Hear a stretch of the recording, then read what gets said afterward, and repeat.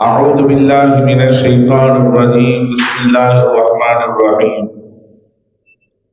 الرحمن فاسأل به خبيرا قال رسول الله صلى الله عليه وسلم من عاد لي وليا فقد آذنته بالحرب صدق الله العظيم وصدق رسول النبي الكريم ونحن على ذلك من الشاهدين والشاكرين والحمد لله رب العالمين. எல்லா புகழும் புகழ்ச்சியும் அகிலத்தை படைத்தாலும் ஏக வல்லவனாகிய அல்லாஹ் ஒருவனுக்கே உரித்தாகட்டுமாக.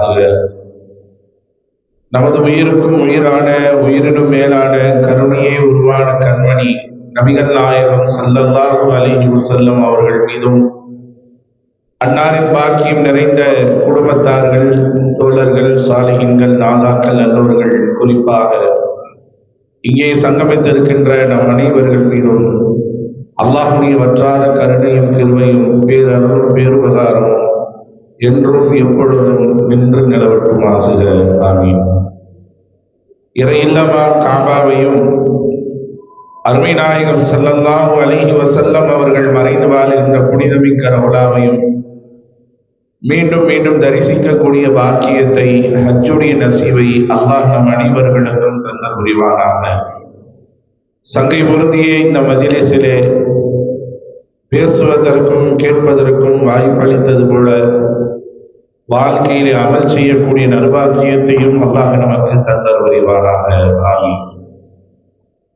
மரியாதைக்குரிய இந்த மஜ்லிஸினுடைய தலைவர் மௌலானா மௌலவி ஹாஃபில் சையது பிலால் ஆலிம் ஹசரத் பெருநதை அவர்களே, மரியாதைக்குரிய இப்பள்ளியினுடைய இமாம் அவர்களே, நிர்வாக பெருமக்களே, ஜமாத்தார்களே, பெண்மணிகளே, அனைவர்களுக்கும் என் மனமார்ந்த சலாத்தினை கூறிக்கொண்டு வார்த்தைகளை துவக்கம் செய்கிறேன். அஸ்ஸலாமு அலைக்கும் வரஹ்மத்துல்லாஹி வபரகாத்துஹு.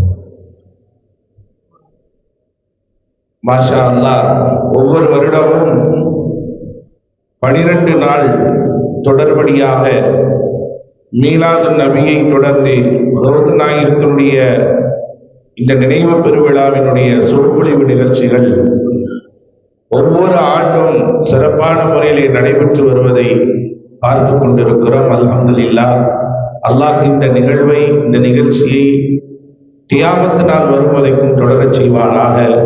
இதற்காக உடலாலும் உழைப்பாலும் உள்ளத்தாலும் பொருளாலும் துணை நிற்கக்கூடிய, உதவி செய்யக்கூடிய அனைத்து நன்மக்களுக்கும் அல்லாஹ் ஈருலகத்திலே நற்பாக்கியத்தை தந்தல் புரிவானாக. ஆமீன் என துஆ செய்தவனாக நான் வார்த்தைகளை துவக்கம் செய்கிறேன். அன்பிற்குரியவர்களே, என்னுடைய தலைப்பிற்கு முன்னால் ஒரு சில கருத்துக்களை நான் சொல்ல ஆசைப்படுகிறேன். இன்றைக்கு வலிமார்கள் என்று சொன்னால் ஏதோ சுயேட்சை கட்சியை போல அல்லாஹும் ரசூலும் ஒரு பகுதியும் வலிமார்கள் ஒரு பகுதியும் என்பதை போல பாவிக்கக்கூடிய ஒரு சூழ்நிலை இன்றைக்கு நிறைய பேருடைய உள்ளத்தில் இருக்கிறது. வலிமார்களா, அவுலியாக்களா என்று இயங்குகிறார்கள். நாம் தெளிவாக விளங்க வேண்டும். வலிமார்கள் இல்லை என்றால் இன்றைக்கு நாம் எல்லாம் இஸ்லாமியர்களாக, முஸ்லிம்களாக இருந்திருக்க முடியாது. வலிமார்கள் இந்த உலகத்திலே தோன்றப்படவில்லை என்றால், அவருடைய சேவை மட்டும் இல்லை என்றால் இன்றைக்கு முஸ்லிம்களாக இருக்க முடியாது. அதை சமுதாயத்திலே நிறைய நபர்கள் விளங்குவது கிடையாது. அல்லாஹு போதும் ரசூல் போதும் என்று சொல்லுவார்கள்.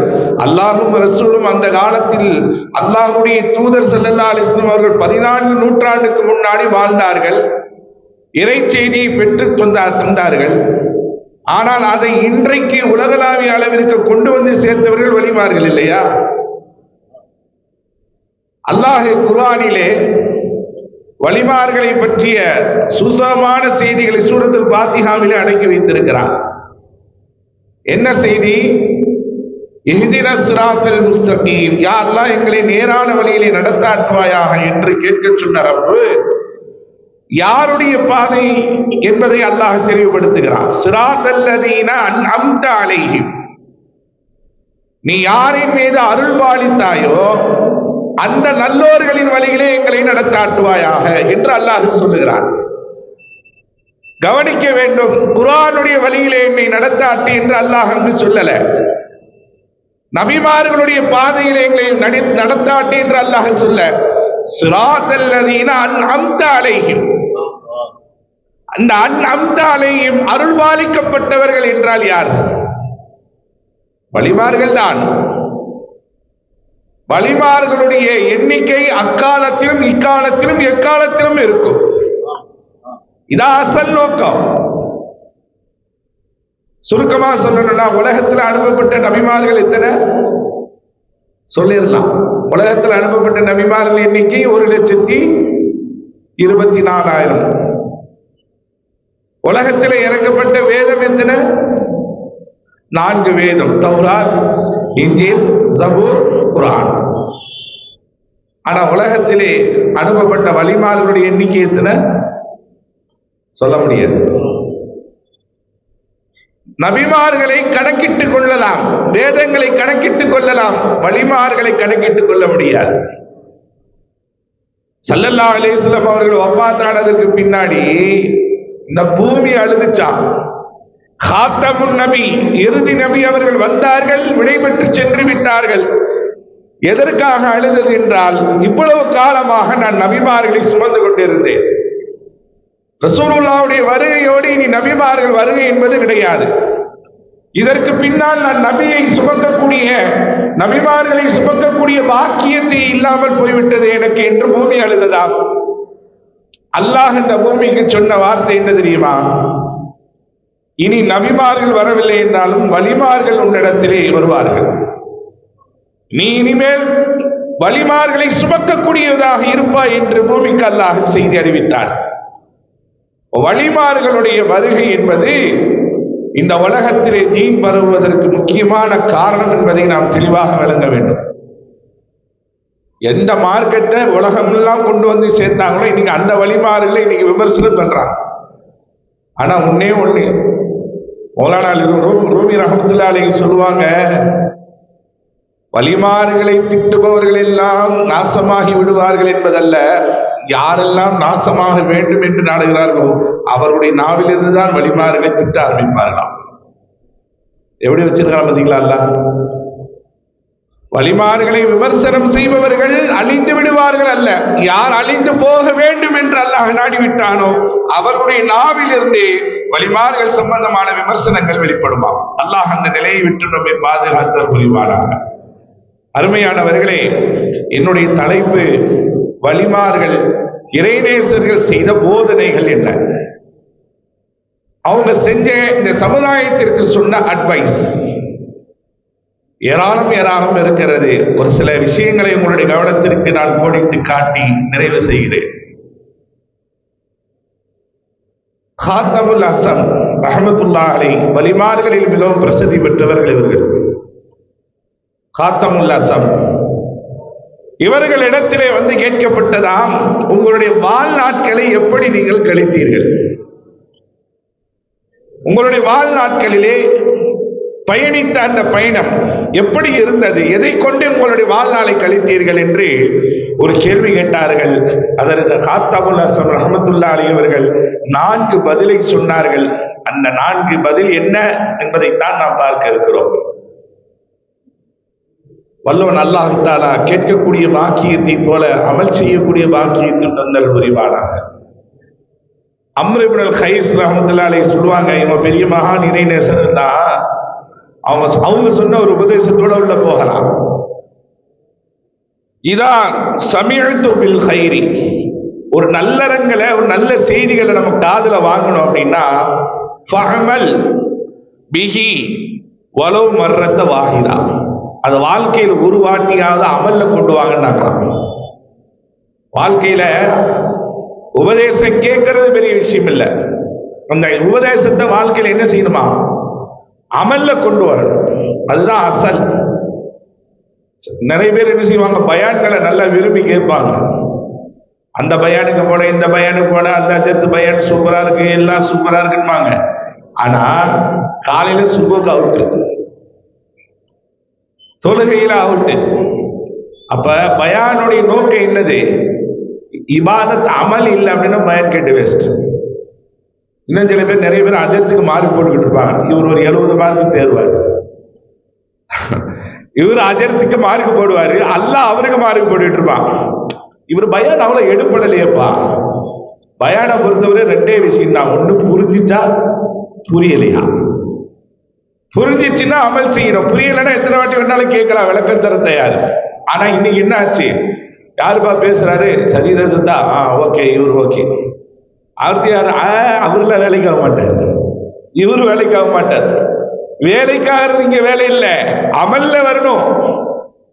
இன்னைக்கு சமுதாயம் ஒரு சில ஆலிம்களுடைய பேச்சை மட்டும் கேட்கறது, மற்ற ஆலிம்கள் ஒதுக்கி தள்ளுறது, அதெல்லாம் வேலைக்காவது அப்படின்பாங்க. அசல் நோக்கம் என்ன அப்படின்னா, கேட்டு வாழ்க்கையில கல்வியில பதிவு செய்யணும், அடுத்த அமல் செய்யணும். அதுதான் அம்ர் இப்னு கைஸ் ரஹ்மத்துல்லாஹி அலைஹி சொல்றாங்க, வாழ்க்கையில கேட்ட விஷயங்களை அமல் செய்யுங்க. ஒரு வாட்டியாவது, மர்ரத்த வாஹிதா, பல தடவை அது அமல் செய்யற தப்பு கிடையாது, ஒரு வாட்டியாவது அந்த ஹக்கு நிறைவேற்றணும். வலிமாருடைய வாழ்க்கையிலே செய்த உபதேசங்கள் உண்மையாகவே பொன்னெழுத்துக்களால் பொறிக்கப்பட வேண்டியது. ஒவ்வொன்றும் வாழ்க்கையிலே உபதேசமாக மட்டும் அவர்கள் செய்யவில்லை, வாழ்ந்து விட்டு அதை மக்களுக்கு சொன்னது. வாழ்ந்து விட்டு அதன்படி மக்களுக்கு சொன்னார்கள். அந்த வகையிலே தான் காத்தமுல் அஸ்மா அவர்களிடத்திலே உங்கள் வாழ்க்கை எப்படி எல்லாம் பயணித்தீர்கள் என்று கேட்கும்போது இமாம் அவர்கள் சொன்ன முதல் செய்தி, அல்லாஹ் என்னை எப்பொழுதும் பார்த்து கொண்டுள்ளான் என்பதை அறிந்தேன். அன்றிலிருந்து அல்லாஹ்வுக்கு மாறு செய்யக்கூடிய விஷயத்தில் நான் ஒருபோதும் துணிந்ததில்லை. அல்லாஹ் என்னை பார்த்து கொண்டிருக்கிறான், இந்த உணர்வு ஒரு மனிதனுக்கு, ஒரு மூமினுக்கு வரணும். இந்த உணர்வை யார் மறக்கிறார்களோ அடுத்த கட்டமாகத்தான் பாவத்திற்கு போகிறாங்க. இன்னைக்கு சமுதாயத்துல வலது பக்கம் பார்க்கறாங்க, இடது பக்கம் பார்க்கறாங்க, அவன் பார்க்கறானா இவன் பார்க்கறானா, இப்ப கொஞ்சம் ஒரு படியா மேல போயிட்டு மேல கேமரா இருக்கு பார்க்கறான் அப்படின்னு, அதுக்கு மேல பெரிய கேமரா இருக்கே ரப்புல் ஆலமீன் அல்லாஹ்வுடைய பார்வை. வலிமார்கள் வாழ்க்கையில கொண்டு வந்த முதல் அமல் என்ன? அல்லாஹ் என்னை பார்க்கிறான், அவன் பார்வை விட்டும் எங்கும் தப்ப முடியாது. இதுதான் அவர்கள் பாவத்தில் இருந்து விலகி இருப்பதற்கு முதல் காரணம். முதல் காரணம் அதுதான். இன்றைக்கு அல்லாஹ்வை நம்மள மாதிரியே நிறைய பேர் நினைச்சிட்டு இருக்கிறாங்க. ஒரு தனிமையில போய் இருந்தா ஒண்ணும் தெரியாது மனுஷனுக்கு மாதிரி, அல்லாஹ்வுக்கு ஒண்ணும் தெரியாதுன்ற ஒரு நினைப்பு தான். ஒரு ஒரு ஒரு குரு என்ன செஞ்சாரா, ஒரு சிஷியரை பிரத்யேகமான முறையில் என்ன செஞ்சாரா, மாணவராக வச்சு ஹிதமத்துல வச்சிருந்தா. பொதுவாகவே இந்த உஸ்தாதுமார்கள்லாம் 10 மாணவர்களுக்கான அதுல ஒரு மாணவர் ஹிதமத்துக்கு வச்சிருப்பாங்கன்னா விவரமான ஆளத்தான் வைப்பாங்க. இது மற்ற மாணவர்களுக்கு ஒரு விதமான பொறாமை ஏற்பட்டது. என்ன அவர் மட்டும் தனியா பிரத்யேகமா அப்படின்ற ஒரு எண்ணம் வந்தது. இந்த செய்தி உஸ்தாதுக்கு தெரிஞ்ச உடனே எல்லா மாணவர்களையும் கூப்பிட்டு கையில கத்தியை கொடுத்து ஒரு கோழியை கொடுத்து போய் அறுத்துட்டு வாங்க, யாரும் பார்க்காத இடத்துல போய் அறுத்துட்டு வாங்கன்னா எல்லா மாணவரும் போனா, ஒரு ஓரத்துக்கு போனா, ஒவ்வொருத்தரும் ஒரு திசைக்கு போனாங்க, போய் அறுத்துட்டு வந்துட்டான். இந்த பிரத்யேகமான ஒரு மாணவர் அல்ல, அவர் மட்டும் போனதோட கத்தியோட அறுக்காத அந்த கோழி அப்படியே கொண்டு வந்தான். என்னப்பா எல்லாரும் அறுத்து கொண்டு வந்துட்டாங்க, நீ மட்டும் அறுக்காம வந்துட்டீங்க, என்ன விஷயம்? நீங்க என்ன சொன்னீங்க? யாரும் பார்க்காத இடத்துல இந்த அறுத்துட்டு வாங்கன்னு சொன்னீங்க, எல்லாரும் அறுத்துட்டு வந்துட்டாங்க. அல்லாஹ்வுடைய பார்வை இல்லாத இடம் துனியாவில் எங்க இருக்குன்னா, அல்லாஹ்வுடைய பார்வை துனியாவிலே எங்க இல்லாமல் இருக்கிறது? எல்லா இடத்திலும், எல்லா திசையிலும் அல்லாஹ்வுடைய பார்வை இருக்கிறதே, எப்படி நான் அவனை மறைத்து நான் அறுக்க முடியும் என்று சொன்னார்களா? இப்பதான் உஸ்தாத் சொன்னாங்க, இப்ப புரியுதா ஏன் அவனை நான் பிரத்யேகமானவரை வச்சிருக்கிறேன்? அல்லாஹ் என்னை பார்த்து கொண்டிருக்கிறான் என்ற தக்வா அந்த மாணவரிடத்தில் இருந்தது என்பதை சொன்னார். இது ஒரு சம்பவம் மட்டுமல்ல, நம் வாழ்க்கையில கடைபிடிக்க வேண்டிய முக்கியமான ஒன்று. ஒரு பாவத்தை செய்யும் போது முதல்ல நினைக்கணுமா, அல்லாஹ் என்னை பார்க்கிறானா இல்லையா? அந்த உணர்வை நம்ம ஏற்படுத்திக்கிட்டோம்னா ஓரளவுக்கு நாம் வலிமார்களாக ஆகிறோமோ இல்லையோ, ஷைத்தானுடைய வலையில சிக்காமல் தப்பிக்கலாம். ஷைத்தானுடைய நம்ம என்னதான் முட்டி போது அமல் செஞ்சாலும் சஹாபாக்களாக ஆக முடியாது. ஆனால் வலிமாருடைய பாதையிலே பயணிக்கலாம் அல்லவா? ஓரளவுக்கு அல்லாஹ்வுடைய நெருக்கத்தை பெற்ற நல்லடியார்களாக ஆகலாம் அல்லவா? நிச்சயமாக முடியும். அல்லாஹ் அவுலியாக்களை பற்றி குர்ஆனிலே பேசும்போது என்ன சொன்னா? நம்மளும் அவுலியாக்களா ஆகலாம். ரெண்டே விஷயம் தான். அல்லதீன ஆமனு வக்கானு யத்தகூன். நாம் அவுலியாவாக ஆகலாம். ரெண்டு விஷயம் தான், நம்மளும் அவுலியாத்தான். என்ன ரெண்டு விஷயம்? அல்லதீன ஆமனு, ஈமான் கொண்டிருக்க வேண்டும், வக்கானு யத்தகூன், இறையச்சம் கொண்டிருக்க வேண்டும். இந்த ரெண்டு இருந்தா அவுலியாத்தான். நம்ம ஈமான் கொண்டிருக்கிறோமா? ஈமான் கொண்டிருக்கிறோம், அல்ஹம்துலில்லாஹ். இரண்டாவது தக்வா. இந்த தக்வா தான் நமக்கு கொஞ்சம் டேமேஜா இருக்கு இல்லையா? காலையில சுபு தொழுகைக்கு எந்திக்கும் போது நப்சு சொல்லுது கொஞ்ச நேரம் படு, ஒரு அரை மணி நேரம் இருக்கு இக்காமத்துக்குன்னு சொல்லுது. நம்மளும் என்ன செய்யறோம்? அந்த நேரத்துல சரி கொஞ்ச நேரம் இருக்கு அலாரத்தை வச்சு படுவோம். முடிச்சு பார்த்தா மணி 9 மணி. இப்ப அந்த நேரத்துல நப்சு சொல்லுது பாத்தீங்களா, கொஞ்ச நேரம் படு அப்புறமேட்டு போலான்ட்டு. இந்த நப்சுக்கு கட்டுப்படாம சைத்தானுக்கும் நப்சுக்கு எப்பவுமே மாறு செய்யணும்னு வாங்க. நல்லது சொன்னாலும் சரிதான். குருதா ஷரீஃப்ல வரும். ரூசரி இமாம் அழகான முறையில சொல்லுவாங்க, வகாலிபின் நப்ஸ வ ஷைத்தான ஃபஅஸீமா வ இன்ஹுமா மஹலாக்கன் நுஸ்கவத்திஹி. அந்த ஷைத்தானும் நப்சும் உங்களுக்கு நல்லதை ஏவினாலும் நீ மாறு செய்யுங்க. ஏனென்றால் வெளிரங்கத்தில் தான் நன்மையை போல ஏவும், ஆனால் அந்த ரங்கத்திலே உங்களுக்கு அது ஏதாவது ஏமாற்றத்தை தான் ஏற்படுத்தும். அந்த வகையில நப்சு சொல்லும் போது நாம் அந்த இடத்திலே தக்குவாவை முன்னிறுத்தி நாம் செய்யக்கூடிய அந்த காரியம் தான் அல்லாஹ்வுக்கு மிக பிடித்தமான. அருமையான பெருமக்களே, இந்த தக்குவாவை தக்குவாவாக இறையச்சத்தை முழுமையான முறையில் பின்பற்ற ஆரம்பித்தோம் என்றால் நாம் தான் உண்மையான இறைநேசர்கள் தான். அதைத்தான் வலிமார்கள் கடைபிடித்தார்கள். வலிமார்களை பத்தி விமர்சனம் பண்றவங்கள்ட்ட பூரா தக்குவானா என்னன்னு கேட்டு பாருங்க, சொல்ல தெரியாது. இவன் எப்படி தக்குவாவோட வாழ்வான்? தக்குவானா என்னன்னு கேட்டு, தக்குவானா தக்குவான்ட்டு போயிடான். என்னங்க தக்குவானா என்ன சொல்லு? நீ வலிமார்களை விமர்சனம் பண்றல, தக்குவானா என்னன்னு சொல்லு பார்ப்போம். தக்குவானா தக்குவா அல்லாஹ் பயந்து வாழ்றது, அல்லாஹ் பயந்து வாழ்றது. இன்னும் அல்லாஹ் பயந்து வாழ்றது, அல்லாஹ் பயந்து வாழ்றத வாழ்ந்தார்கள், வாழ வேண்டிய முறைப்படி வாழ்ந்தார்கள். இப்ராஹிம் இப்னு அதுஹம் ரஹ்மத்துல்லாஹி அலைஹி மிகப்பெரிய மகான், இறைநேசர். இவர் ஒரு அரசராக இருந்தவர்கள். வாழ்க்கையிலே ஒரு கட்டத்திலே அரசரும் வேணாம், அரச பதவியும் வேணாம், சொத்து வேணாம், சுகமும் வேணாம், தூக்கி எறிந்து விட்டு அல்லாஹ்வுடைய பாதையில் பயணித்த மகான். இவங்க வாழ்க்கையில சுவாரஸ்யமான சம்பவம் நிறைய இருக்கும். அதுல ஒரு சம்பவம் என்னன்னா, என் வாழ்க்கையில ரொம்ப நான் சந்தோஷத்தோடு துள்ளி குதித்த ஒரு நிகழ்வு இருக்கு அப்படின்னாங்களா. நம்ம நினைப்போம் ஏதோ உச்சகட்டமான ஒரு சந்தோஷமான ஒரு நிகழ்ச்சி நடந்திருக்கு. அவங்க சொல்றாங்க, என் வாழ்க்கையிலேயே உச்சகட்டமான ஒரு சந்தோஷம் அடைந்தேன் ஒரு சம்பவத்திலே. நான் அப்படியா? அப்படி என்ன ஒரு சந்தோஷமான நிகழ்வு கேட்கும்போது, நான் ஒரு கட்டத்துல பள்ளிவாசல்ல படுத்து கிடந்தேன். படுத்து கிடக்கக்கூடிய நேரத்துல முணுமுணுத்து கொண்டே இருக்கும்போது பள்ளிவாசலோட மோதினாரு. அந்த பிலால் வந்து தர தரன் கையில கால்ல கைத்தை கட்டி தர தர தரன்னு இழுத்து கொண்டு வந்து வெளியில கொண்டு வந்து போட்டாரு.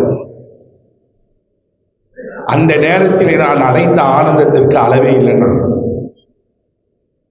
நம்மளா இருந்தா என்னங்க செய்வோம்?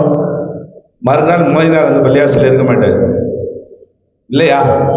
அவங்க சொல்றாங்க, எதற்காக இந்த சம்பவத்தை கண்டு நான் மகிழ்ச்சி அடைஞ்சேன்னா, மனிதன் வாழ்க்கையிலே பெருமை சார்ந்த விஷயங்கள், புகழ் சார்ந்த விஷயங்களை கண்டுதான் சந்தோஷம் அடைவான். ஆனா வாழ்க்கையில இந்த மாதிரி ஒரு இழிவு நேரத்திலும் அல்லாஹ் என்னை கண்ணியமான வைத்திருக்க வேண்டும் என்ற அந்த உணர்வு தான் எனக்கு இந்த சந்தோஷத்தை ஏற்படுத்தி. அதாவது கண்ணிய குறைவான நேரத்திலும் கூட நான் அல்லாஹ்வை நினைச்சு பார்த்தேன், எனக்கு இது சந்தோஷமா இருந்துச்சுன்னா. இதெல்லாம் வலிமாருடைய தன்மைகள்ங்க. சாதாரண ஒரு மனக்கசப்பை ஏற்படுத்தக்கூடிய ஒரு வார்த்தை யார் சொன்னால் உடனே பதிலுக்கு பதில் சொல்லக்கூடியவர்கள் நாம். ஆனால் வலிமார்கள் அப்படி அல்ல, மாறாக அவருக்கு துவா செய்வார்கள். அவர்களுடைய ஈமானுக்காக துவா செய்வார்கள். இதுதான் அவங்களுடைய யக்கீன், இதுதான் அவங்களுடைய தக்குவா. நான் இன்னும் சொல்றேன், எத்தனை பயான் சொன்னாலும் சரி, வலிமார்களுடைய அவங்களுடைய தன்மையை இன்னும் நம்மளால புதுசா புரிஞ்சுக்கிற முடியாது. அதான் அசல். ஏதோ பயான் என்பது வெளிரங்கமாக அவருடைய செயல்பாடுகளை பத்தி பேசுறோம். ஆனால் அந்த ரங்கத்திலே அவருடைய நிலைப்பாடுகளை அவ்வளவு சீக்கிரம் யாரும் புரிஞ்சுக்க முடியாது. அல்லாஹ்வே அறிந்தது. அருமையான பெருமக்களே, நாம் விஷயத்திற்கு வருவோம். காத்தமுல் அஸ்ஸம் ரஹ்மத்துல்லாஹி அலைஹி அவர்கள் சொன்னது போல அல்லாஹ் என்னை பார்க்கிறான் என்ற அந்த உணர்வு என்னிடத்தில் இருக்கும் காலமெல்லாம் நான் பாவத்தை விட்டும் தவிர்த்து கொண்டே இருந்தேன். இதுதான் என் வாழ்க்கையில நான் கடைபிடித்த முதல் விஷயங்கள். இரண்டாவது சொன்னார்கள், எனக்கு இரண்டும் அளிக்கும் பாக்கியத்தை அல்லாஹ் பொறுப்பேற்றுக் கொண்டிருந்தான். அதனால் அந்த விஷயத்திலே நான் கவனம் செலுத்துவது கிடையாது. அல்லாஹ் குர்ஆனிலே வமா மின் தாபத்தின் ஃபில் அர்தி இல்லா அலல்லாஹி ரிஸ்குஹா, உலகத்திலே பூமியிலே எதுவெல்லாம் உயிரினம் இருக்கிறதோ அத்துணைக்கும் உணவு கொடுப்பது என் பொறுப்பு என்று அல்லாஹ் பொறுப்பேற்றுக் கொண்டார். அப்படி இருக்கும்போது அல்லாஹ் பொறுப்பேற்ற ஒன்றை நான் ஏன் தேட வேண்டும்? இந்த துனியாவுல மனிதனுடைய எண்ணம் என்ன தெரியுமா? எங்க நம்ம போகலைன்னா, சம்பாதிக்கலைன்னா, வருமானத்திட்டுனா பட்னியா கிடப்பன்ற ஒரு நினைப்பு இருக்கு. தப்புங்க. அது வேற என்னங்க செய்யணும்? வீட்டுல உட்காரணும்னு சொல்றீங்களா? அது இல்லைங்க. இந்த உழைப்பும் முயற்சியும் அது ஒரு நம் சார்ந்த ஒரு கடமை, அவ்வளவுதான். இரணம் என்பது அல்லாஹ் நமக்கு தீர்மானித்து விட்டான். ஒரு ஹதீஸிலே ஸல்லல்லாஹு அலைஹி வஸல்லம் சொன்னாங்க, நீங்கள் பிறப்பதற்கு 2000 ஆண்டுகளுக்கு முன்னால் அல்லாஹ் உங்களுடைய கலாக்கதிரை எழுதி முடிச்சுட்டான். நீங்க துனியாவில் எத்தனை வருஷம் வாழ்வீங்க, எவ்வளவு சாப்பிடுவீங்க, எவ்வளவு தண்ணி குடிப்பீங்க, எல்லாத்தையும் அல்லாஹ் உங்களுக்கு சேர வேண்டிய ரிஸ்கை எல்லாம் என்ன செஞ்சிட்டான்? எழுதி முடிச்சிட்டான். இன்னைக்கு போய் வியாபாரத்துக்கு போய் இன்னைக்கு நல்ல லாபம் கிடைச்சிச்சு நீங்க சொல்றீங்க அப்படின்னா அது எழுதப்பட்ட பிரகாரம் தான் இன்னைக்கு நீங்க அடைஞ்சிருக்கீங்க. இன்னைக்கு போன வியாபாரம் ஒண்ணு நடக்கல, இன்னைக்கு கம்மியா தான் போச்சு வியாபாரம் அப்படின்னா உங்கள் உழைப்பிலே குறையல்ல, அல்லாஹ் அன்றைக்கு எழுதினது என்னவோ அதைத்தான் பெற்றுக்கொண்டீங்க. ஆக இரணம் என்பது அல்லாஹ் ஒவ்வொருவருக்கும் தீர்மானித்து விட்டான். தீர்மானித்த ஒன்று விஷயத்திலே நான் ஏன் முயற்சி செய்ய வேண்டும்? ஆகையால் அந்த விஷயத்திலே நான் கவலை கொள்வது கிடையாது. மனுஷனுக்கு இந்த விஷயம்தான் ரொம்ப பயம். தேவையில்லைங்க. அல்லாஹுடைய ரசூல் ஸல்லல்லாஹு அலைஹி வஸல்லம் அவர்கள் சொன்ன பிரகாரம் வாழ்க்கையில பயணித்தால் வாழ்க்கையில என்னைக்குமே என்ன செய்யறது இல்ல, நம்ம நஷ்டமடையவே மாட்டோம். என்னன்னா பொருளாதார விஷயத்துல நம்ம காலமெல்லாம் கஷ்டம் இல்லாமல், வறுமை இல்லாமல், கடன் இல்லாமல் நிம்மதியா வாழணும்னா அல்லாஹ் நமக்கு தந்த நியமத்துகளை பொருந்தி கொள்றது ஒண்ணு. ரெண்டாவது, செலவு செய்யற விஷயத்துல நடுத்தரத்தை கையாளுவது. நடுத்தரத்தை கையாண்டால் நிச்சயமாக உயிர் வாழும் காலம் எல்லாம் அல்லாஹ் நம்மை ஒருபோதும் வறுமையில கொண்டு போய் சேர்க்க மாட்டான். இன்னைக்கு அப்படி நடக்குதா? அல்லாஹு அக்பர். இன்னைக்கு ஒரு கல்யாணம் எடுத்துக்கிட்டா தன்னுடைய முழு பலத்தை அதில் காட்டுகிறார். கல்யாணத்திற்கு உண்டான செலவுகள் இவ்வளவு என்று பார்க்கிறது கிடையாது. இவ்வளவு செலவு பண்ணியாவது நான் கல்யாணம் நடத்தணும், ஏன்னா நான் சொல்லணும். 4 பேர் கேட்பாங்க, எவ்வளவு செலவு பண்ணீங்க ஆச்சியார்? நான் இவ்வளவு லட்சம் செலவு பண்ணேன்னு அவர் சொல்லணும். அதை பார்த்து அவன் ஏங்கணும், இவர் அதை பார்த்து ரசிக்கணும். உண்மையிலேங்க இப்படி எல்லாம் இருக்கிறாருங்களா என்றால் நான் காதாக கேட்ட செய்தி. ஒருத்தர் வந்தார் என்கிட்ட, உண்மையாக நடந்த செய்தி. ஹஸரத் மகளுக்கு கல்யாணம் நடத்த. அப்படியா? அல்ஹம்துலில்லாஹ். எப்படி ஒரு 90 ரூபா கிட்ட தொட்டுருச்சு அப்படின்னா. 90,000 ரூபாயான்னு கேட்டேன். என்ன ஹஸரத்? 90 லட்சம் ஹஸரத். நான் உடனே அது அப்படியா அப்படின்னு சொல்லணும், அவர் அதை பார்த்து ரசிக்கணும். ஏங்க ஒரு கல்யாணத்தை முடிக்க 90 லட்சம் தேவையாங்க. ஆனா அஜர்த்துக்கு 1 வாரம் கழிச்சுதான் 1000 ரூபாய் கொடுத்து விட்டாரு. கல்யாணம் முடிச்சாச்சு. அல்லாஹ் அக்பர். அது என்ன மாதிரி ஐயமடித்தியாவது நெசத்தான் சொல்லுவாரு. லட்ச லட்சமா செலவு பண்ணுவாங்க.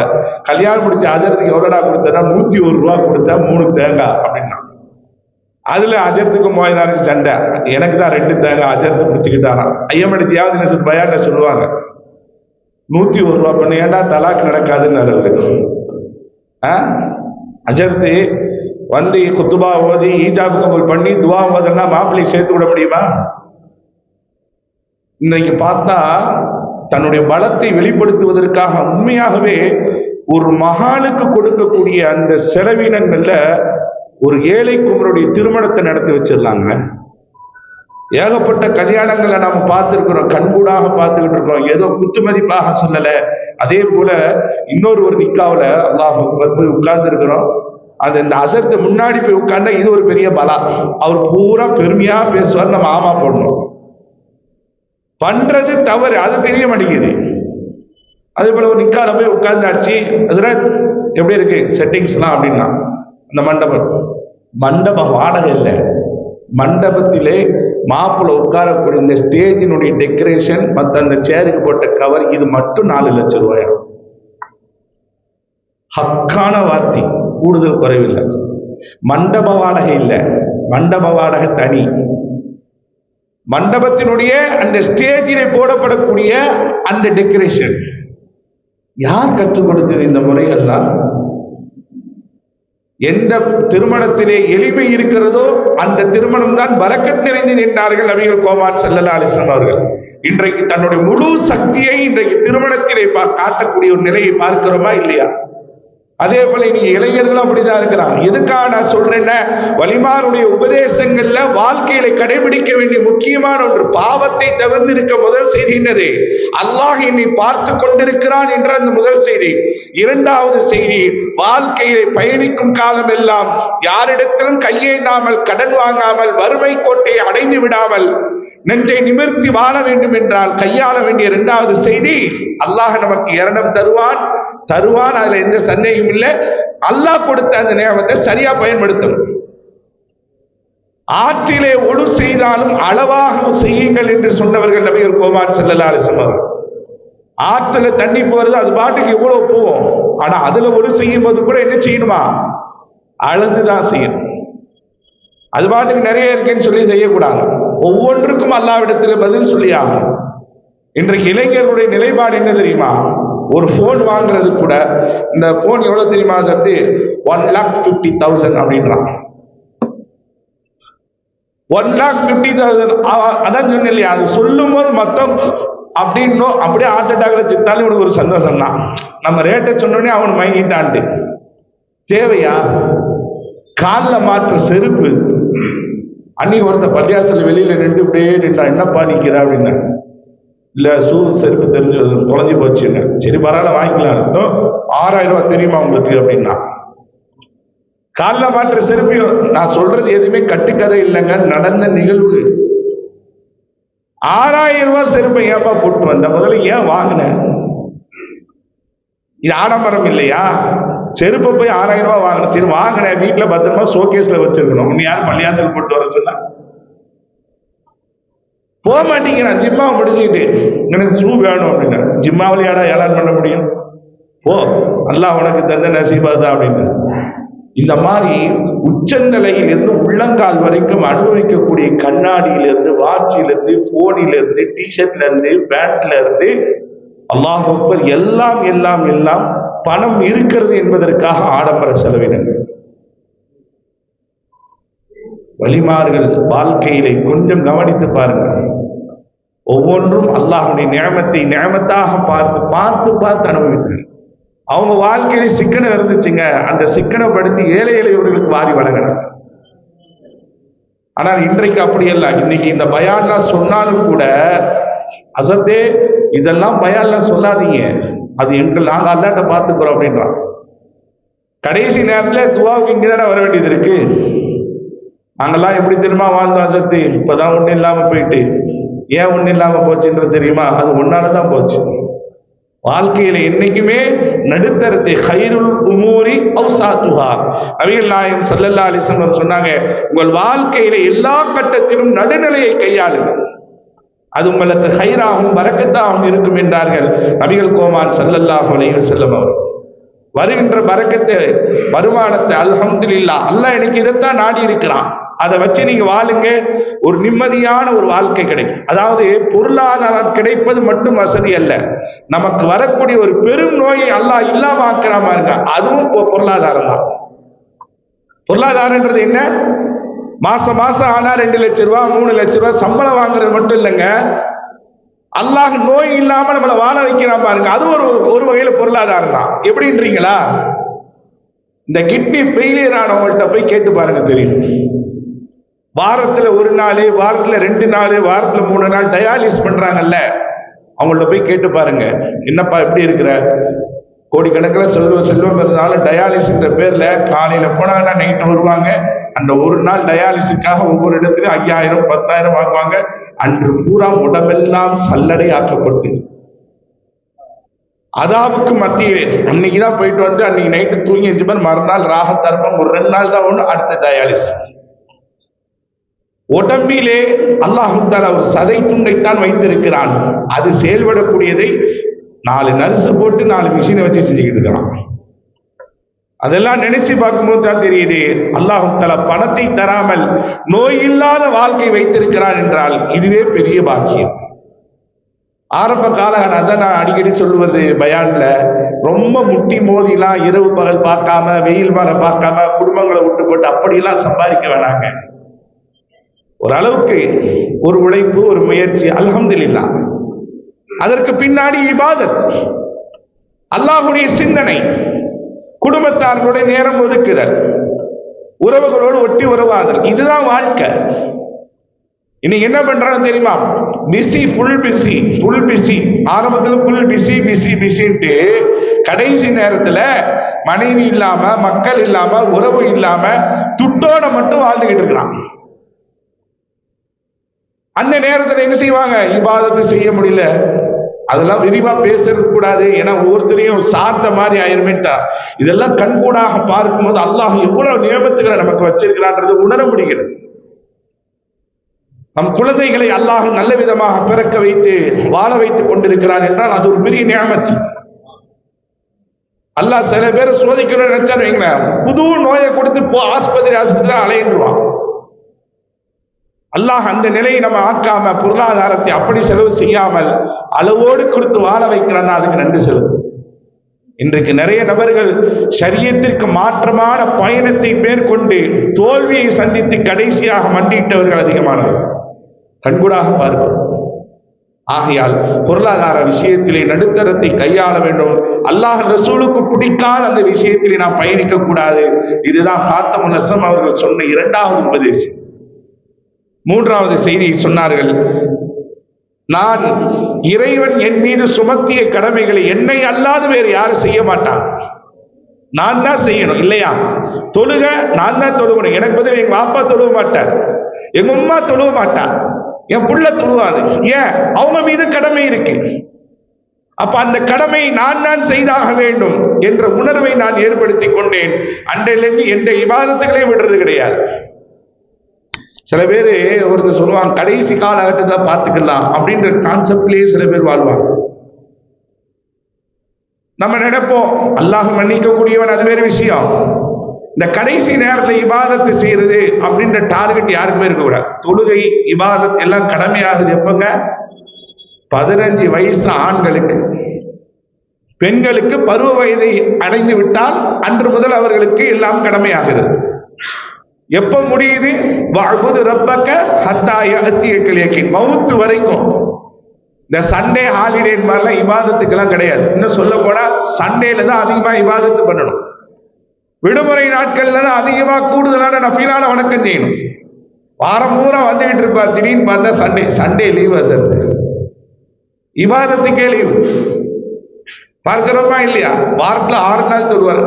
எதுக்குப்பா சண்டே உண்டு?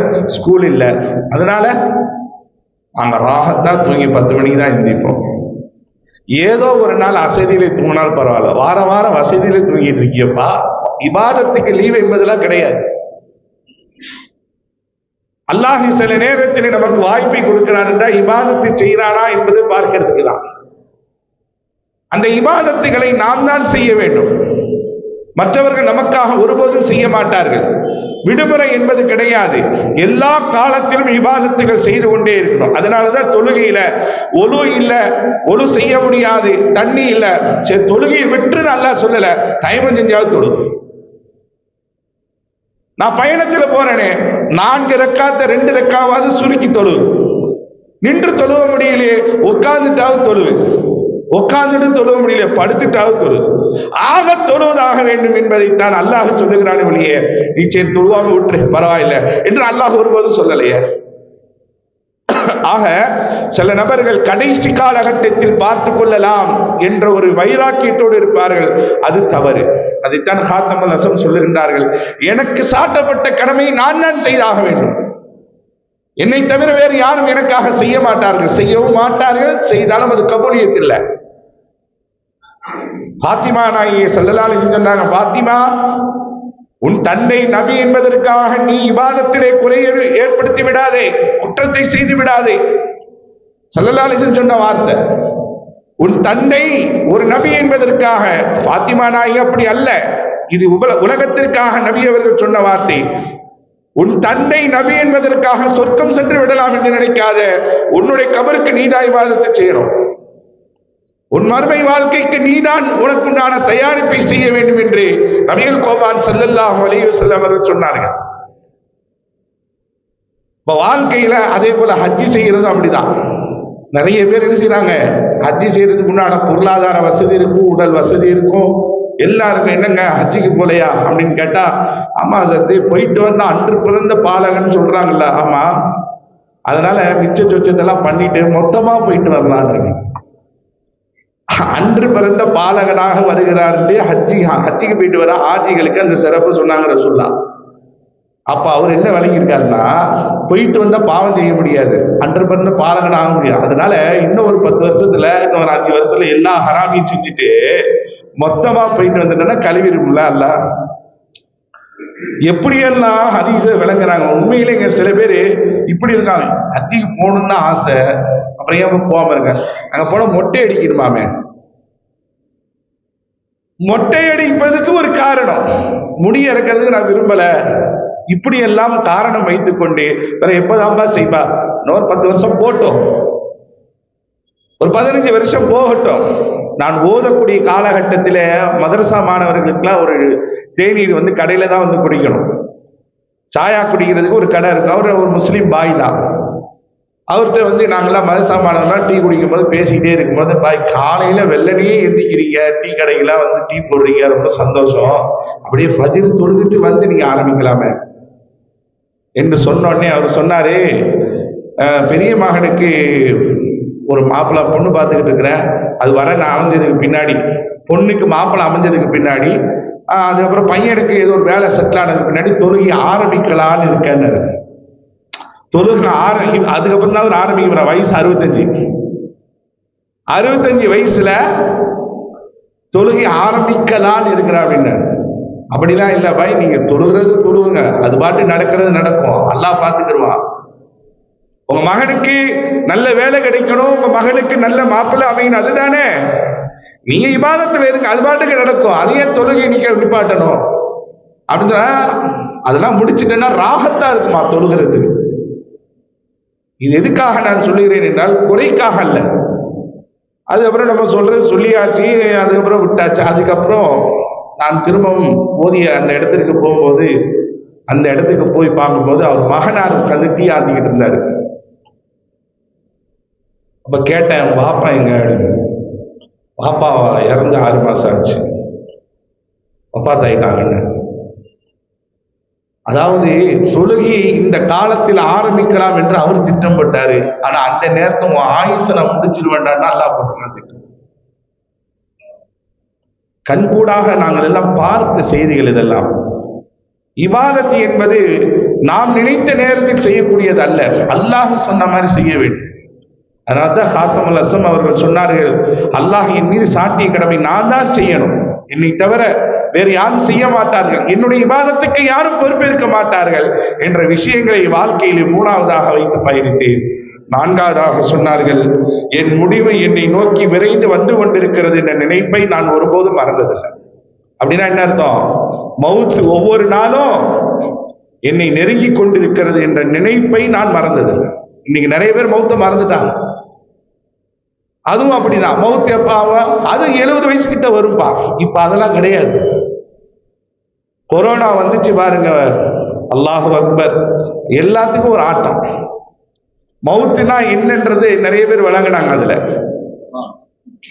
அதுல ஒருத்தர் சொன்னாரு, இந்த மாதிரி என் சொந்தக்காரில் ஒருத்தர் திடீர்னு நைட்ல நெஞ்சு வலிக்குன்னு பிடிச்சிருந்தாரு, மனைவிட்ட சுடுதண்ணி கேட்டாரு, மனைவி போய் சுடுதண்ணி போட்டு வரதுக்குள்ளேயோ ரூஹு போயிடுச்சாமா. அப்படியா அப்படின்னாரு இவரு. மறுநாள் இவருக்கு நெஞ்சி வலி வந்துருச்சு. நெஞ்சி வலி வந்தோடனே மனைவி கேட்கிறா, சுடுதண்ணி எதுவும் போட்டு வருவான்ட்டு. இவருக்கு அந்த சிந்தனை வச்சு, ஆகா நேற்று இதே மாதிரிதான் சொன்னாகணும். மனைவி போய் சுடுதண்ணி போட்டு வரதுக்குள்ள இவருக்கு போயிருச்சாமா. தயவு செய்து உட்காரு, சுடுதண்ணியை வேணாம் பச்சை தண்ணியை வேணான்ட்டான். மவுத்து அவருக்கு அஜல் முடிஞ்சு போச்சு, அதனால மவுத்து ஆயிட்டாரு. இவருக்கு என்ன ஆச்சு? அதே மாதிரி கேட்கிறாரு, சுடுதண்ணி வேணுமா மனைவி. ஒருவேளை நம்மளும் பிடிச்ச மாதிரி போயிருவோமோ, இல்ல போட்டு வர்றதுக்கு முன்னாடி நம்ம போயிருவோமோ? அருமையானவர்களே, மவுத் என்பது யாருக்கு எந்த நேரத்தில் என்பது கிடையாது. நானும் ஒவ்வொரு வாரம் ஜிம்மாவில் மெம்பர்ல ஏறும்போது இதுதான் கடைசி ஜிம்மாவா என்ற நினைப்புல தான் ஏறுறது. எனக்கு 37 வயசு தான், இஸ்ராயல் வரமாட்டாரு, மவுத்தாக மாட்டோம், வாலிபம் இருக்கு அப்படின்லாம் கிடையாது. ஸல்லல்லாஹு அலைஹி வஸல்லம் அவர்கள் சஹாபாக்கள்கிட்ட கேட்டாங்க, ஒவ்வொருவரும் மவுத்தை நீங்கள் நினைத்து பாருங்கள் என்று சொன்னோடனே ஒவ்வொரு சஹாபாக்களும் ஒவ்வொரு விதமா சொன்னாங்க. மவுத்தை நினைச்சு பார்க்கறத, நான் சாப்பிடும் போது இதுதான் கடைசி உணவோ என்ன நினைப்போடு சாப்பிடுவோம் யாரும் சொல்லலான்னாங்க. ஒரு சஹாபி சொன்னாரு, நான் போடுற ட்ரெஸ் இதுதான் கடைசியா இருக்குமோ, என் உடம்புல இருந்து நான் கழட்டுவேனா இல்ல மையத்தானதுக்கு முன்னாடி மற்றவங்க கழட்டுவாங்களான்னு தெரியாது, அந்த அளவுக்கு நான் மவுத்தை நினைக்கிறேன் என்று சஹாபாக்கள் சொன்னோடனே எல்லா கருத்தை வாங்கி வச்சுட்டு ஸல்லல்லாஹு அலைஹி வஸல்லம் சொன்னாங்க, நான் மவுத்தை எந்த அளவுக்கு நினைக்கிறது தெரியுமா? தொழுகையில அத்தையாத்து முடிஞ்சதுக்கு முன்னாடி தொழுகை முடிக்கிறதுக்காக சலாம் சொல்லுவாங்கல்ல, அஸ்ஸலாமு அலைக்கும் வரஹ்மத்துல்லாஹ், இந்த ஒரு சலாம் சொல்லிட்டு அடுத்த சலாமுக்குள்ளே ரூஹ் வாங்கப்பட்டிருப்போம்னு நான் நினைக்கிறேன். ஒரு சலாம் கொடுத்து அடுத்த சலாம் திரும்புவதற்கு முன்னால் நான் மௌத்தாகி விடுவேனோ, எனக்கு ரூஹ் வாங்கப்பட்டு விடுவோமோ என்ற நினைப்பை நான் ஏற்றி கொண்டிருக்கிறேன் என்று நபிகள் கோமான் ஸல்லல்லாஹு அலைஹி வஸல்லம் சொன்னாங்க. ரசூலுல்லாஹ்வுக்கு அல்லாஹ் ஒரு சலுகை கொடுத்தான். நபிமார்களுடைய சலுகை என்னது? ரசூலுல்லாஹ்ட்ட நபிமார்கள்ட்ட அல்லாஹ் கேட்பான், ரூஹ் வாங்கலாமா? அவங்க அனுமதி கொடுத்ததுக்கு பின்னாடி தான் ரூஹ் வாங்கப்படும். இந்த சலுகை கொடுக்கப்பட்டது இருந்தாலும் கூட மௌத்தை எந்த அளவுக்கு ஸல்லல்லாஹு அலைஹி வஸல்லம் நினைச்சு பார்த்திருக்கிறாங்க பாரு. இன்னைக்கு அந்த நினைப்பே இளைஞர்களுக்கு அறவே இல்லைங்க. அதுதான் காத்தமுல் அஸ்ஸம் அவர்கள் சொல்லி காட்டினார்கள், மரணத்தை மறந்து வாழாதீர்கள். மௌத்திற்கு பின்னால் கபருடைய வாழ்க்கை இன்னைக்கு சர்வசாதாரணமாக எல்லாம் துச்சமா நினைக்கிறான். செய்தனா உஸ்மான் ரலியல்லாஹு அன்ஹு அவர்கள் சொல்றாங்க, கபருல போனா அந்த அளவிற்கு கண்ணீர் வடித்து வடித்து அழுகுவார்களாம். கபருல போனா, உங்களுக்கு எல்லாம் பயான்ல கேட்டிருப்பீங்க இந்த செய்தியை. எந்த அளவுக்குன்னா, தாடி நனைஞ்சி குளிச்சுட்டு வந்தா சொத சொதன்னு எப்படி இருக்குமோ அந்த மாதிரி கண்களில் இருந்து வந்த கண்ணீர் தாடியை நடிச்சிருமா. அப்பதான் கேட்டாங்களா, எவ்வளவோ மறுமை சார்ந்த விஷயம் இருக்கு உஸ்மானே, ஆனால் இங்கு வந்து கபருல வந்து இவ்வளவு அழுவதற்கு என்ன காரணம்? அப்பதான் உஸ்மான் ரலியல்லாஹு அன்ஹு சொன்னாங்க, ஒரு மனிதனுடைய மறுமை சம்பந்தப்பட்ட வாழ்க்கையில முதல் கட்டம் கபருடைய வாழ்க்கை தான். யார் இந்த கபருடைய வாழ்க்கையிலே முதல் கட்டத்திலே வெற்றி பெறுகிறாரோ, இவர் மறுமை நாளையிலே சார்ந்த எல்லா கேள்விகளுக்கும், எல்லா விசாரணைகளும், எல்லா கட்டத்திலும் இவர் வெற்றி பெறுவார். யார் கபருடைய வாழ்க்கையிலே தோல்வியை சந்திக்கிறாரோ அடுத்தடுத்த கட்டமும் அவருக்கு தோல்விதான். ஆகையால் இந்த கபருடைய வாழ்க்கை வெற்றிகரமாக அமையப்பெற வேண்டும் என்பதைத்தான் நினைத்து நான் அழுகிறேன் என்று செய்தனா உஸ்மான் ரலியல்லாஹு அன்ஹு அவர்கள் சொல்லுகிறார்கள் என்றால், நாம் சிந்தித்து பார்க்க வேண்டும். கபருடைய வாழ்க்கை என்பது சாதாரண விஷயம் அல்ல. கபருல கொண்டு போய் வைத்த மாத்திரத்திலே யாராக இருந்தாலும் சரி, ஒரு கபர் நெருக்குமா? யாராக இருந்தாலும் சரிதான், நல்லடியாராக இருந்தாலும் சரிதான், அவர் நல்ல வணக்கசாலியாக இருந்தாலும் சரிதான், கபரிலே மையத்தை வைத்ததற்கு பின்னால் ஒரு நெருக்கும். அவர் நல்லவராக இருந்தால் அதற்கு பின்னால் தான் விசாலம், அதற்கு பின்னால் தான் கபரில் விருந்து கொடுக்கும், இடம் அளிக்கும். பாத்திமா நாயகி மௌத்தானதுக்கு பின்னாடி அவங்கள கபர்ல போய் அடக்கப்படக்கூடிய நேரத்துல கபரை பார்த்து ஒரு சாமி சொன்னாங்களாம், கபரே உன்னிடத்தில் யார் வர இருக்கிறார் தெரியுமா? நீ யாரை தாங்க போகிறாய் தெரியுமா? உயிரினும் மேலான கண்மணி நாயகம் ஸல்லல்லாஹு அலைஹி வஸல்லம் அவர்களுடைய அருமையான மகளார் ஹதீஜத்துல் குப்ரா, ரசூலுல்லாஹ்வுடைய அருமை மனைவி ஹதீஜா அம்மையாருடைய மகளார், ஹசன் ஹுசைனார், சொர்க்கத்து வாலிபத்தினுடைய தலைவராக இருக்கக்கூடிய அவருடைய தாயார், வீரத்தின் புலி அலியினுடைய அருமை மனைவி, சுவனத்தின் தலைவி, ஜன்னத்தில் காத்து. என்றெல்லாம் சொல்லிட்டு இந்த ஃபாத்திமா உன்னிடத்தில் அடங்க வருகிறார் ரலியல்லாஹு தஆலா அன்ஹா என்று சொன்ன உடனே கபர்ல இருந்து அசரீரி வந்துச்சா, நீ யாரா இருந்துட்டு போ, யாராக இருந்துட்டு போ, அல்லாஹ் எனக்கு சொன்ன கட்டளை நல்லடியார்களாக இருந்தால் இடம் அளிக்க வேண்டும், இல்லை என்றால் நெருக்க வேண்டும். இதுதான் அல்லாஹ் எனக்கு சொன்ன கட்டளை. நீ அவங்களா இருக்கட்டும், இவங்கள மகளா இருக்கட்டும், அவங்க மகளா இருக்கட்டும், அதெல்லாம் எனக்கு தெரியாது. அல்லாஹ் எனக்கு சொன்னது நல்லோர்களுக்கு விசாலத்தன்மையும் தீயவர்களுக்கு அதாபம். இதுதான் என் வேலை. பாத்திமா நாயகியை ரசூலுல்லாஹ் எப்படியெல்லாம் வர்ணிச்சு பேசுனாங்கன்றது உங்களுக்கு சொல்ல தேவையில்லை. அப்படிப்பட்ட பாத்திமா நாயகியுடைய கபருக்கு இந்த பதில்னா நம்மவர்களுக்கெல்லாம் சிந்தித்து பார்க்க வேண்டும், இந்த கபருடைய வாழ்க்கை எப்படி இருக்கின்றது. ஸல்லல்லாஹு அலைஹி வஸல்லம் அவர்கள் இந்த உம்மத்துக்காக செஞ்ச ஒரு பெரிய பாக்கியம் என்னன்னா, நான் கபருடைய விஷயங்களை தெரிஞ்சுக்கிற மாதிரி நீங்களும் தெரிஞ்சுக்கணும்னு நான் துவா செஞ்சிருந்தேன்னா, ஒரு வகையில நீங்க தூங்க மாட்டீங்க, சாப்பிட மாட்டீங்க, திருமணம் முடிக்க மாட்டீங்க, குழந்தை பெற்றுக்க மாட்டீங்க. ரசூலுல்லாஹ் என்ன சொன்னாங்க? நான் அறிந்ததை நீங்கள் அறிந்தீர்கள் என்றால் கபருடைய மறைவான விஷயங்களை யாரும் சிரிக்க மாட்டீர்கள், உண்ண மாட்டீர்கள், திருமண வாழ்க்கையை நீங்கள் அனுபவிக்க மாட்டீர்கள், அப்படியே இருப்பீங்க. ஆனால் அது என் உம்மத்துக்கு கஷ்டமா இருக்குன்னு சொல்லி எல்லாம் வேணாம், அந்த ஞானத்தை அவங்களுக்கு கொடுக்க வேணான்ட்டாங்க. இன்னைக்கு கபருல போகும்போது நம்ம சாதாரணமா போயிட்டு வந்துகிட்டு இருக்கிறோம். கபருக்குள்ள என்ன நடக்குது கொஞ்சம் நீங்க சிந்திச்சு பாருங்க. திடீர்னு நமக்கு மவுத்து வந்துருச்சு, என்ன சத்து திடீர்னு இப்படிலாம் பேச ஆரம்பிக்கிறீங்க. வலிமார்களை பத்தி பேசிட்டு இருக்கும்போது இந்த செய்தி வேணும். சில பேர் மவுத்தை பத்தி பேசினாலே இன்னும் அசத்து நல்லா பேசிட்டு இருந்தாலும் இப்படி பேச ஆரம்பிச்சுட்டாருவாங்க. ஆமாங்க, இதுக்கு முன்னாடி ஒரு பள்ளியில இமாமத்துல இருந்தேன். பேசிட்டு இருக்கும்போது வெள்ளிக்கிழமை அன்னைக்கு பார்த்து மரணத்தை நினைவு கூர்ந்துவாங்க பயான் பேசலாம். அந்த பள்ளி துணைத் தலைவர் நினைச்சிட்டு அசரத்துக்கு வேற தலைப்பே கிடைக்கலையா அப்படின்னாரு. ஏங்க என்னங்க பண்ண மௌத்த பத்தி ஏன் பேசுறாரு? மூசா நபி ஈசா நபி எவ்வளவு வரலாறு இருக்கு அப்படின்னா. அப்புறம் தான் அவர் கூப்பிட்டு பார்த்து என்னங்க அவர் இப்படி பேசுறாருன்னு கேட்டா, இல்ல அதத்தா அவர் மவுத்து விழுந்த தெருபக்குமே போவாதாரு, அவர்கிட்ட போய் இஸ்ராயலை பத்தி பேசிருக்கீங்க அப்படின்னாரு. மவுத்தை பத்தி பேசினாலே சில பேருக்கு டர்ரு கிளம்பிடும். மவுத்து ஆனதற்கு பின்னா ஒரு சின்ன கற்பனை, நம்மளை கொண்டு போய் கபர்ல வச்சா எப்படி இருக்கணும் ஒரு கற்பனை பண்ணி பாருங்க. ஒரு 5 நிமிஷம் ஃபேன் இல்லாம, ஒரு 5 நிமிஷம் லைட் இல்லாம நம்மளால இருக்க முடியல. அந்த கபூர்ல என்ன இருக்கு? ஒண்ணுமே இல்லை. நாம் செஞ்ச அமலை தவிர, அல்லாஹுடைய ரசூலுடைய அந்த உதவியை தவிர வேற எந்த உதவியும் இல்லை கபூர்ல. அந்த கபூர்ல நாம் என்ன செய்வோம், என்ன அமலை செஞ்சிருக்கிறோம்? திடீர்னு இஸ்ராயல் வந்து நம்ம ரூஹ வாங்கினா நம்ம எந்த தயாரிப்புல இருக்கிறோம்? யாராவது சிந்திக்கிறோமா? இதையெல்லாம் சிந்திக்கப்பட வேண்டும் என்பதற்காக தான் காத்தமுல் அஸ்ஸம் ரஹ்மத்துல்லாஹி அலைஹி அவர்கள் சொன்னாங்க, மரணத்தை நெருங்கி கொண்டிருக்கிறேன் என்ற உணர்வு ஒவ்வொரு நாளும் என்னுடைய உள்ளத்தில் ஊடுருவி கொண்டிருக்கிறது.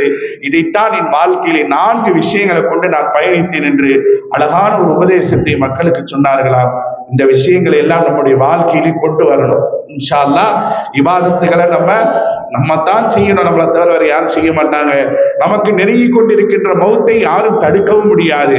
நமக்கென்று தீர்மானித்த இரணத்தை அல்லாஹ் தந்தே தீர்வான். அல்லாஹ் என்னை பார்த்து கொண்டுதான் இருக்கிறான், அவனுடைய பார்வையை விட்டு ஒருபோதும் தப்பாது. இந்த 4 செய்திகளை வாழ்க்கையிலே உள்ளிருத்தி வாழுங்கள். நிச்சயமாக நாமும் அவுலியாக்களுடைய பாதையில் பயணிக்கலாம். வல்லோன் அல்லாஹு தஆலா அதன்படி அமல் செய்யக்கூடிய வாய்ப்பினை நமக்கு தந்தர் புரிவானாக. வாய்ப்புக்கு நன்றி கூடி விடைபெறுகிறேன். ஆகிரு தஅவானா அல்ஹம்துலில்லாஹி ரப்பில் ஆலமீன். அஸ்ஸலாமு அலைக்கும் வரஹ்மத்துல்லாஹி வபரகாத்துஹு.